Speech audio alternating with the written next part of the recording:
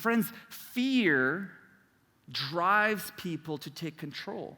Fear drives us to gain power or regain power and to make sense of our situation and to make sense of our environment and say, okay, I'm being challenged by this. Fears rise up, so I'm going to do something about it. I'm going to take action. And typically, and most often, this control and action comes in a way of domineering. Sometimes, and a lot of times I should say, in the way of violence, to eliminate this fear in us, to make sense and draw nice lines to say, this is who I am, this is my identity, this is where I belong. Robert Wilson, a psychologist and speaker, puts it this way: the more fearful a person or peoples are, the more control over their environment they believe they need to feel safe. And so the movement is challenging challenging people to think of their identities and who they truly are. And it's causing an upheaval wherever Paul is going with his companions.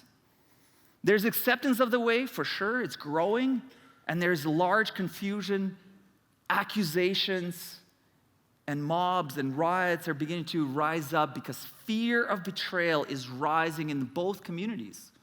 There's fear going around. What is this guy really talking about? Last week we said, to quote him, what is he babbling about, they said. As Paul speaks, right before he's arrested, he shows up and this Jewish mob confronts him and he says this: brothers and fathers. Now he uses his family language. Brothers and fathers, listen now to my defense. Now when they heard him speak to them in Aramaic, they became very quiet. So he uses a family language and he speaks their language.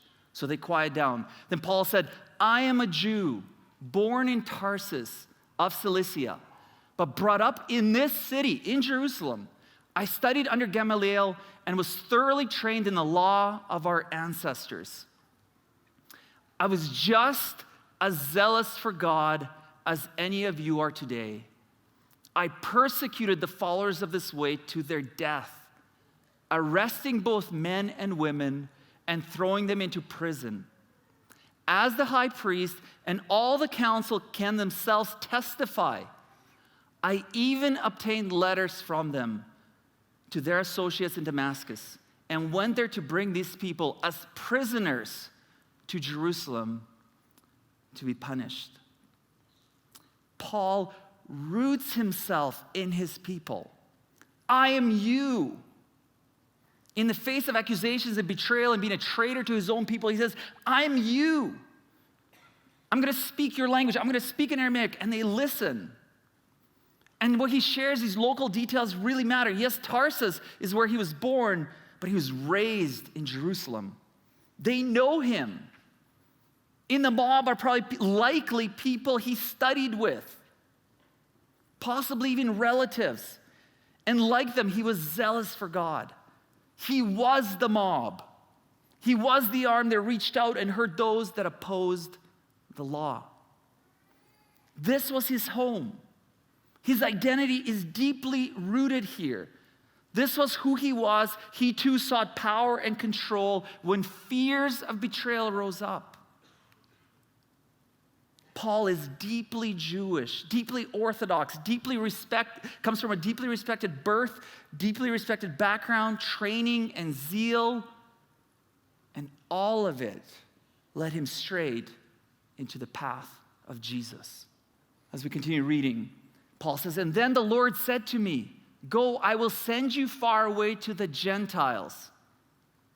The crowd listened to Paul until he said this. Then they raised their voices and shouted, rid the earth of him, he's not fit to live. As they were shouting and throwing off their cloaks and flinging dust in the air, the commander ordered that Paul be taken into the barracks. He directed that he be flogged and interrogated in order to find out why the people were shouting at him like this. And as they stretched him out to flog him, Paul said to the centurion standing there, is it legal for you to flog a Roman citizen who hasn't even been found guilty? Now, I just want us to note here, too, that this is not a punishment. And I say this for those of you that have been reading the text and kind of tracking along, or maybe you'll read this week, and it kind of could seem through these court cases that Romans kind of come out like really just and fair, and they have this legal system, and it's the Jewish people that are really violent. But that's not what Luke is actually drawing out here. This is why this detail is so important. This is not a punishment. They're literally taking Paul to just beat him, to get information out of him.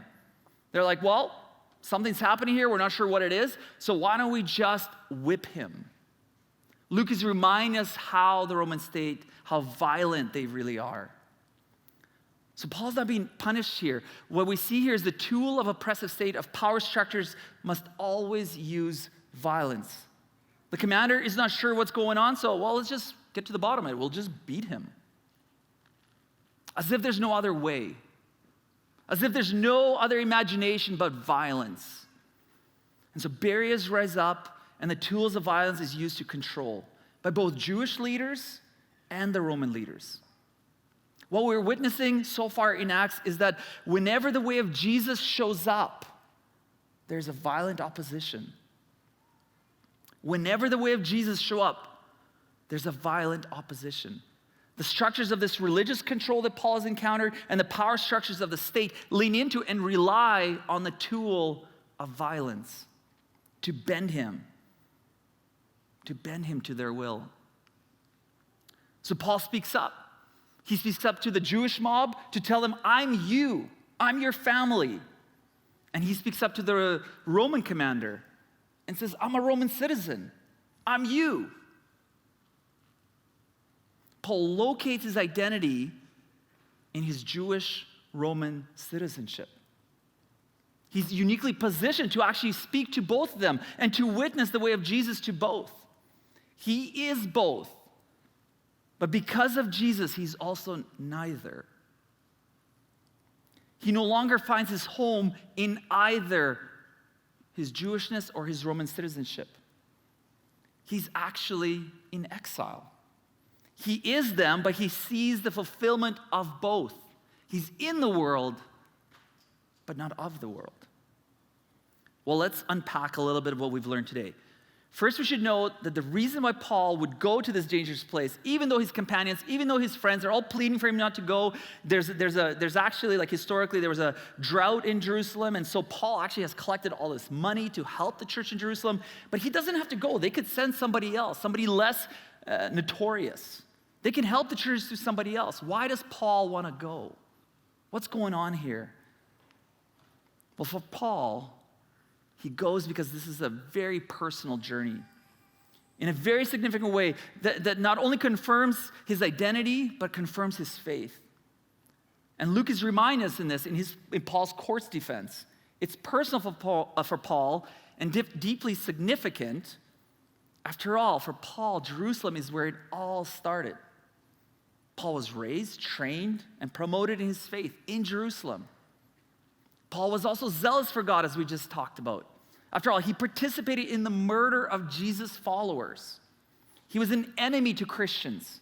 He too at one point saw them as the enemy and traitors and infiltrators to the one true faith. But now, after encountering Jesus, he gets to return and serve those he persecuted. It is deeply personal for Paul. His identity and who he was and what his faith has always taught him has been revealed and fulfilled in Christ, that his posture from a murderous accuser changes to a servant. This is actually massive and important movement here. The journey mirrors the journey of Jesus. Luke is very careful writing this out. Willie James Jennings in his commentary puts it this way: who can bear the pain of being seen as a traitor? Who can walk the trial of betrayal? Luke brings us to this Jesus space found in the plight of Paul. Luke, the author of Acts, is careful here, laying out for us a parallel. Paul's life in the way of Jesus leads him to the life of Jesus. Can I say that again?